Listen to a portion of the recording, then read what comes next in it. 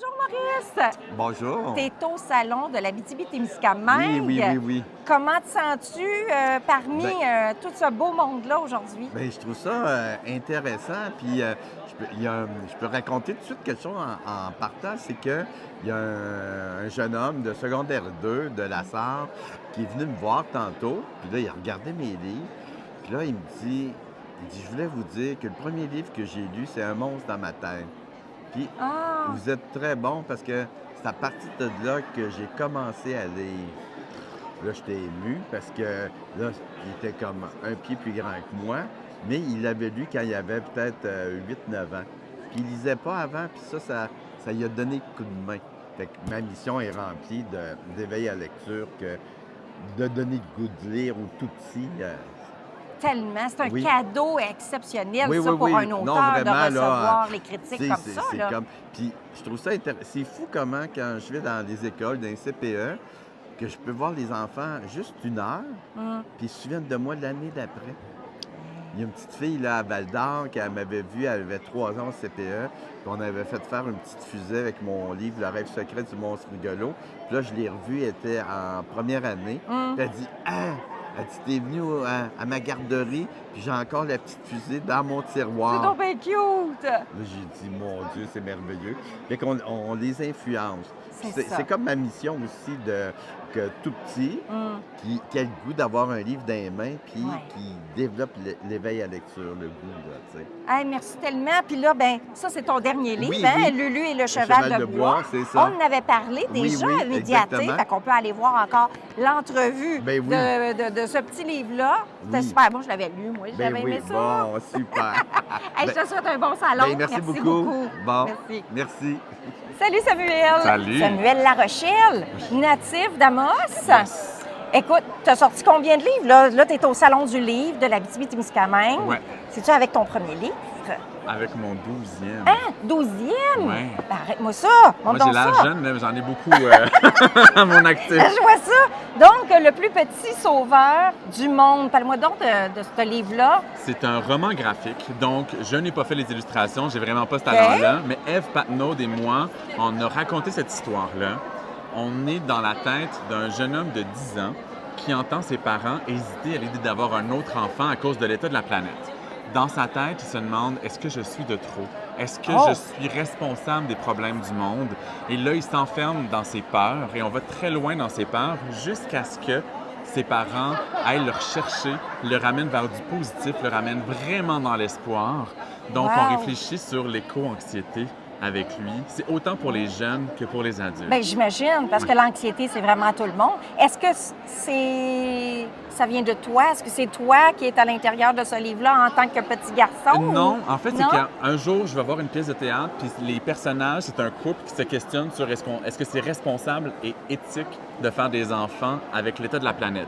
Je me suis dit, mais qu'est-ce qui se passe si un enfant entend ça? Qu'est-ce qui va se produire dans son esprit, dans son cœur? Donc, je me suis seulement connecté à comment un enfant pourrait réagir, comment il va ressentir tout ça. Puis j'ai une grande facilité à connecter avec mon cœur d'enfant ou avec l'enfance en général. Donc, c'est sorti tout seul. Wow! Ça, c'est ton 12e. Ouais. Mais est-ce que c'est plusieurs tomes qui se suivent ou ça qui est complètement différent des C'est autres? un livre indépendant. J'ai commencé avec des romans adultes, des romans ados, avec des récits poétiques pour adultes, pour la jeunesse. J'ai fait des biographies aussi, dont le politicien François Gendron, qui a représenté Amos, La Sarre et toute la Abitibi-Ouest. Donc, je vais dans plusieurs directions. Moi, je suis un journaliste et un écrivain. Donc, je vais vraiment dans plusieurs genres littéraires. J'adore. Ça, c'était le premier roman graphique qui a gagné un prix littéraire. Première fois de ma carrière que ça m'arrive. Qui a été distribué en France. Première fois de ma carrière aussi. Puis dans quelques mois, va être traduit en anglais pour le Canada, le Royaume-Uni, les États-Unis. Évidemment, ça aussi, c'est la première fois que ça m'arrive. Fait que c'est un livre qui fonctionne très fort. Et je suis en train de travailler sur la suite avec une autre illustratrice de grand talent. Wow! Hey, je te souhaite une belle réussite puis bon salon! Merci. Bonjour Catherine! Bonjour. Hey, tu es au Salon du livre de l'Abitibi-Témiscamingue. Oui. Tu es native de Rouyn-Noranda. Oui. Tu es toujours ici. Toujours. Et là, tu as créé, tu as rédigé un premier livre. C'est-tu ton premier livre? Oui, c'est mon premier roman, mon premier projet solo. J'ai contribué à quelques collectifs, mais OK. c'est vraiment mon premier roman aujourd'hui. On parle de... C'est quoi ton style littéraire? C'est quoi l'histoire un peu de l'élu? L'élu, ben en fait, mon style littéraire, c'est de l'autofiction. Donc, c'est un roman. Donc, il y a une part de fiction et une part de vérité. OK. C'est l'histoire, en fait, d'une maman qui vit plusieurs deuils avec son enfant. Donc, voilà. Bien, merci beaucoup. Ça fait Et plaisir. puis, je te souhaite un bon succès au Salon du Livre. Merci. Je me retrouve toujours au Salon du Livre. Et imaginez, aujourd'hui, je suis avec Ana Nunez Gonzalez. Allô! Allô! Tu nous as caché que tu étais écrivaine, autrice et éditrice. Je sais, mais si je me disais, je dirais pas, mais oui, maintenant tu m'as découvert. Je l'ai découvert au Salon du Livre en Abitibi-Témiscamingue. Imaginez. Oui, oui. Hey, parle-moi donc. Tu as une édition depuis combien de temps, une maison Ça d'édition? fait, c'était à Noël de l'année passée, non de l'autre, Non. donc ça fait déjà plus d'un an Ben voyons! qu'on a commencé ce projet. Un projet qui a commencé simplement pour faire vivre un peu la littérature, surtout la poésie cubaine. Parce qu'en ce moment, Cuba, vous savez, tout est très, très difficile. Donc, surtout pour les gens, pour les écrivains, voir un livre publié, c'était comme un rêve. Donc, vraiment, on fait des rêves de tout le Tu monde. réalises les rêves des gens. Exactement, exactement.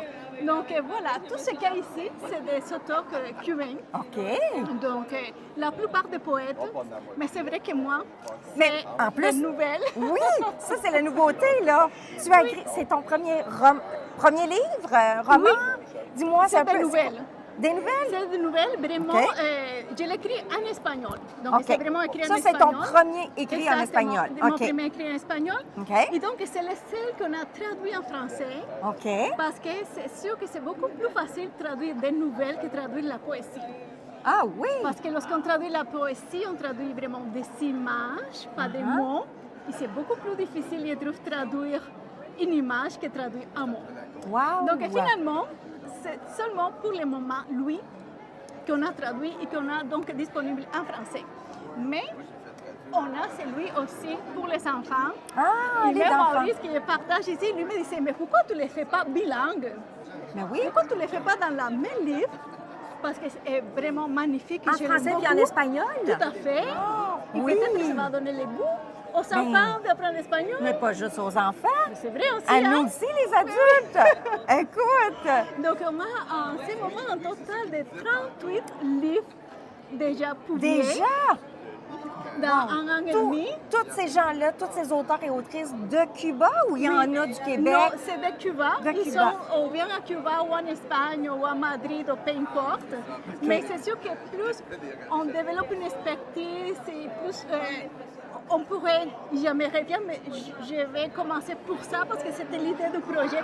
Mais j'aimerais bien faire ou bien traduire pour que les gens du Québec connaissent vraiment la littérature cubaine Ouais. et faire le même à l'envers aussi. Avec Maurice, on pensait aussi de faire connaître les écrivains de la région et tout ça, les auteurs de la région en espagnol. Mais oui, mais Cuba, oui. ça serait génial. Ça serait vraiment vraiment une belle idée. Je sais, Vraiment une je très sais. belle. Mais de plus en plus, il y a des hispanophones Ça, qui sont c'est en vrai. région. Oui. Peut-être que là-dedans, il y a des écrivains aussi, des auteurs, Ça se autrices, fait. on ne sait jamais. Ça se fait bien. Ça se fait bien, oui. Donc, je pense que c'est un projet qui commence, mais que j'espère qu'il va prendre l'ampleur. Mais je pense qu'il commence très, très bien, surtout au Salon du Livre où on vient de la découvrir. Merci beaucoup, Anna. Merci à toi. Ça fait un plaisir. Mais oui. Maintenant, on va aller lire son livre. Mais oui, merci.